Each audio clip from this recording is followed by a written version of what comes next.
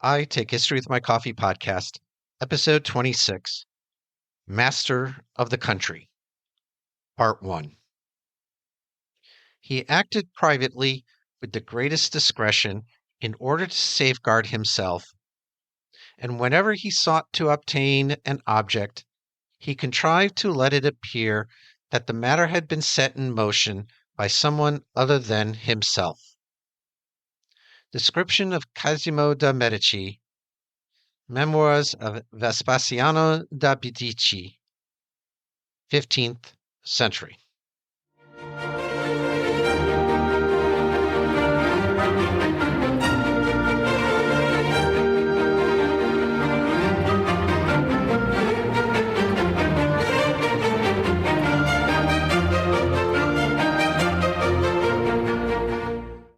Welcome back to the I Take History with My Coffee podcast, and thank you for continuing our exploration of the early modern period.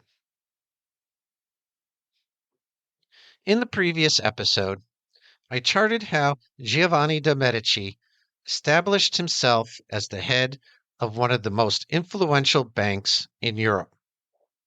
By the time Giovanni retired in 1420, he had amassed a great deal of wealth and turned around the Medici family's fortunes. And there was then a need to safeguard this carefully earned fortune. Business and politics naturally became entwined. The decision to acquire political power was driven by the need to protect the wealth of Giovanni's bank and the associated bank of his nephew, Alvarado.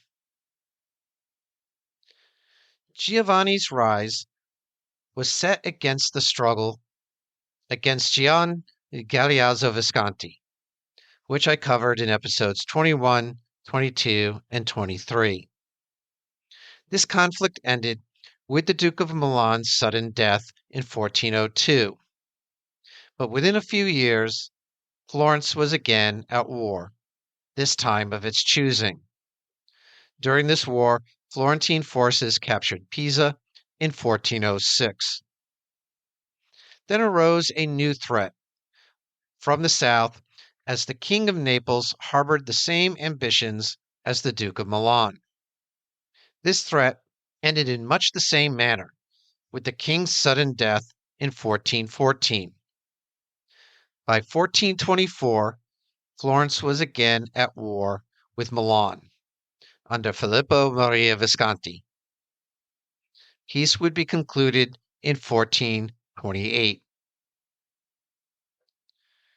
Though I will use the word party, what Giovanni de Medici built differed from a political party in the modern sense. It operated much like 19th century political machines, like Boss Tweed's Tammany Hall.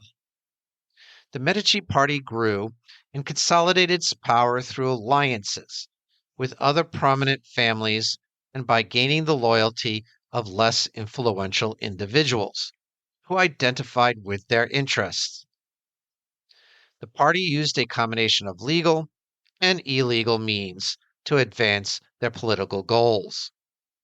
They solicited votes, advocated for increasing the names in the electoral bags, and helped each other secure administrative positions within the city. The family paid off supporters' debts, making them eligible to hold office. The management style was calculated and paternalistic, offering its members loans, advice, and support. While the Medici methods could be considered corrupt, they did not involve overt bribery or coercion. When Giovanni died in 1429, the leadership of the Medici party fell to his son, Cosimo de Medici. Cosimo was born on September 27th, 1389, the feast day of Cosmas and Damian, the patron saints of physicians. He received an early education at the monastery of Santa Maria degli Angeli. Later, as with most sons of wealthy Florentines, he studied under Roberto da Rossi, a leading scholar of the day. This humanist education instilled in the young Cosimo a respect for classical learning and ideals. He collected a sizable library of classical works and would surround himself with some of the early Renaissance's most influential humanist writers and thinkers. More about Cosimo's connection to art and culture will be covered in separate episodes of this podcast. Machiavelli, in his History of Florence, described Cosimo as a prudent man, courteous in his demeanor, and humane. Quote, and by the unwearied generosity of his disposition, made himself partisans of all ranks of the citizens. This mode of proceeding increased the difficulties of those who were in the government, and Cosimo himself hoped by its pursuit he might be able to live in Florence as much respected and secure as any other citizen. End quote. At first, like his father, he desired to remain out of the public eye. He never had more than one servant when he walked the streets, dressed modestly, and showed deference to older citizens. He left it to the sons of the other families to participate in tournaments and other frivolities. He listened carefully, and his advice was always terse and straight to the point. Ordinary citizens adored him and trusted him. His whole manner commanded affection. In his early 20s, he married Contessina de Bardi, the eldest daughter of Giovanni de Bardi, a partner in the Rome branch of the Medici Bank. Giovanni de Bardi was from the old Florentine banking family that had success in the early 14th century. Like many others, the Bardi family suffered financially due to loans to defaulting rulers and constant warfare in Italy. Contessina's modest dowry included the Palazzo Bardi on the Via de Bardi, where they lived and had their first child, Piero. Their marriage lacked affection, with long periods of separation and no written correspondence. Contessina had a basic education, was unsociable, and managed the household contentedly. In 1414, Cosimo attended the Council of Constance with Pope John XXIII. He spent 2 years visiting Medici Bank branches in Germany, France, and Flanders, before briefly returning to Florence. He then became the branch manager of the family bank in Rome, where he stayed for 3 years, occasionally returning to Florence. During his business trips, Cosimo took care to avoid stirring up controversy that could be used against him by rivals. However, old animosities resurfaced after his father's death and his permanent return to Florence. He was suspected of supporting the Popolo Minuto, which drew suspicion from other prominent families, particularly the Albizzi family. The Albizzi family belonged to the Old Guard, defending their privileges since the 1378 revolt. They advocated for continuity and strong leadership amid ongoing warfare, aiming to preserve their position and influence while warning against external factions. As members of the powerful wool merchants guild, the Arte della Lana, their sympathies aligned with strengthening the power of the Popolo Grande. At the helm of the Albizzi family in the early 15th century was Rinaldo delle Albizzi. Rinaldo, an arrogant and impulsive man, was a staunch reactionary. As a soldier and diplomat, his primary goals were to uphold the oligarchy's power and defeat Florence's rivals in warfare. He was the one who pushed for a war against Filippo Maria Visconti of Milan, a conflict that ended inconclusively. In 1429, Ronaldo urged Florence to wage war against their long-standing rival in the silk trade, Lucca. Although the idea gained popularity, Cosimo de Medici and others believed it was not the right time for a new conflict. Reluctantly, Cosimo joined the emergency committee, known as the Ten of War, where he openly expressed concerns about potential defeat under Albizzi leadership. Cosimo's concerns proved valid. Lucca successfully sought aid from Duke Filippo Maria Visconti, who hired the condottiere Francesco Sforza. The Sforza family will play a crucial role later on, so keep them in mind. Sforza outmatched the Florentines, and the Signoria resorted to bribing him with 50,000 florins.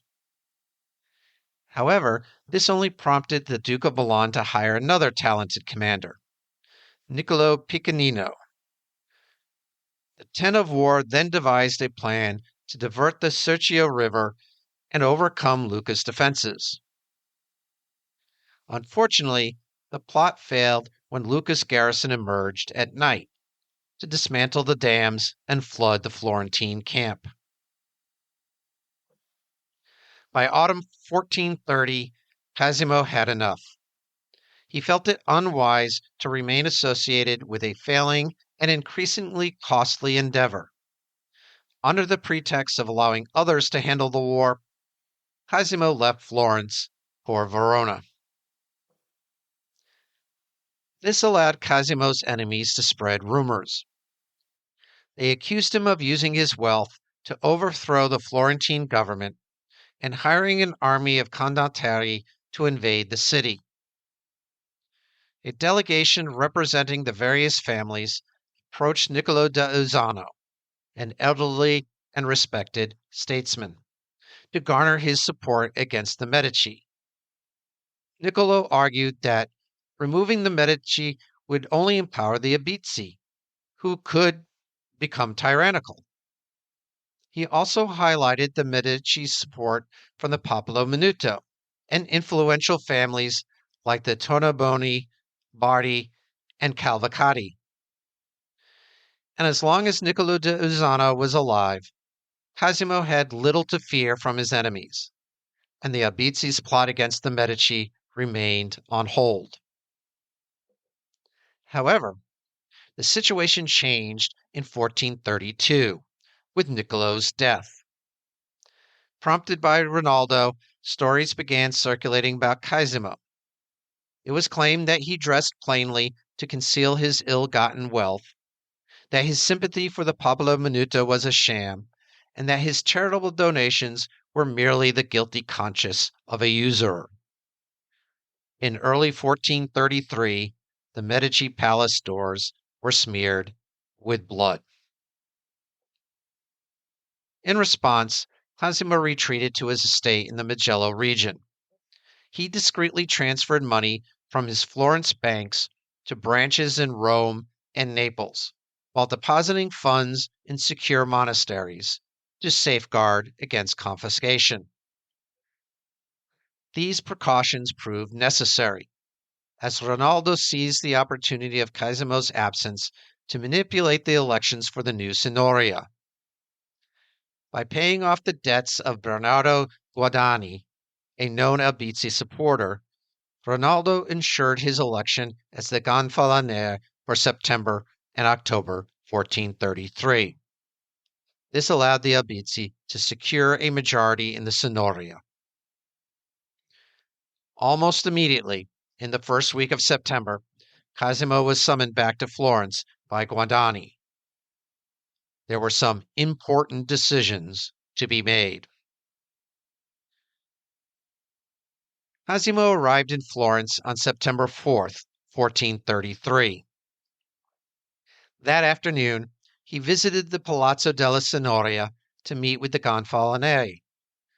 Guadagni was evasive as to what the important decisions were. but they would be discussed when the Signoria met in 3 days. Cosimo then made further transfers from his bank while waiting for the Signoria to meet. Those decisions had already been made. When Cosimo returned to the Palazzo della Signoria on September 7th, the council was already in session, and armed guards escorted him up to a cell in the tower.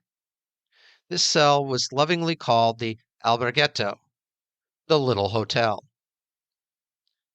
He was incarcerated and told he had been arrested on good grounds, as would be soon made clear. On September 9th, a gathering called the Parlamento was held in the Piazza della Signoria. It was designed to appeal to the wishes of the city's general populace and resolve deadlocks between ruling families.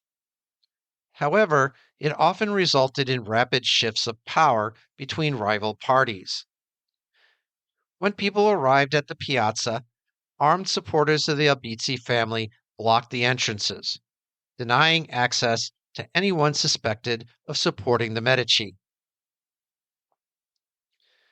Cosimo, observing from his window, later claimed to see only a small crowd of 23 people in front of the terrace where the city's priors stood.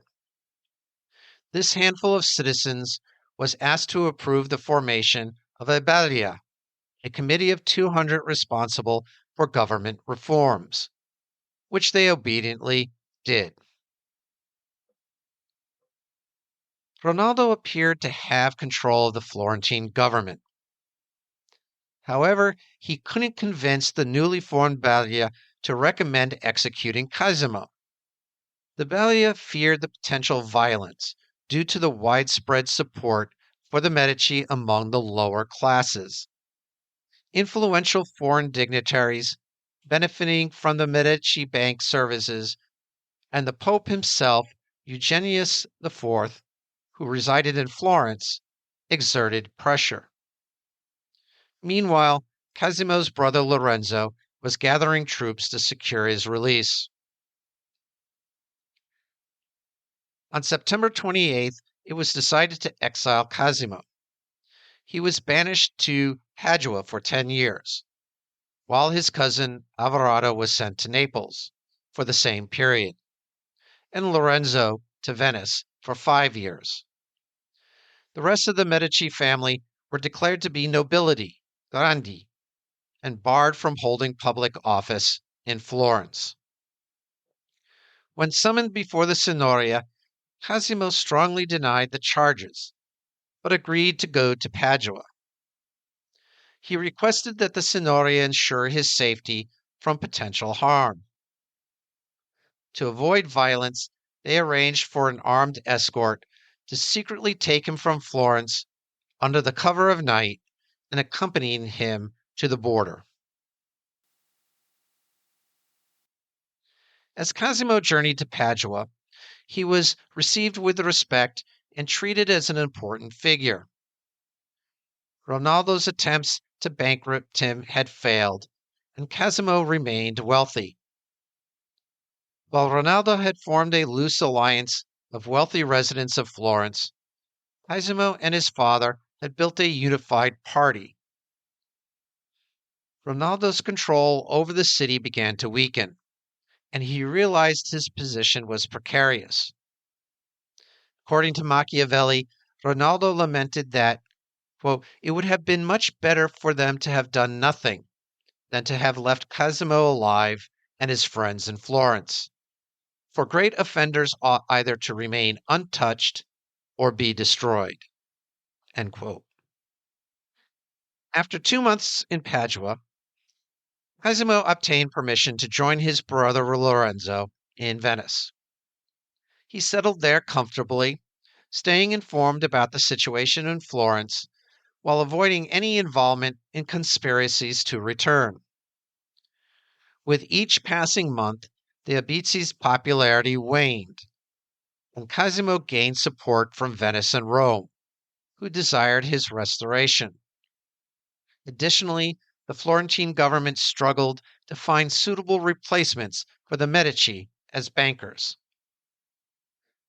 Then in the summer of 1434, the Florentine army suffered defeat at Imola against Milanese mercenaries. Anti-government sentiments grew, and a majority of Medici supporters gained positions in the Signoria, including the Gonfalonieri's office. Palestrozzi, a moderate but wealthy figure, prevented Ronaldo from resorting to violence to impede the new Signoria from convening. During Ronaldo's brief absence from Florence in September, the new Signoria extended an invitation for Cosimo to return.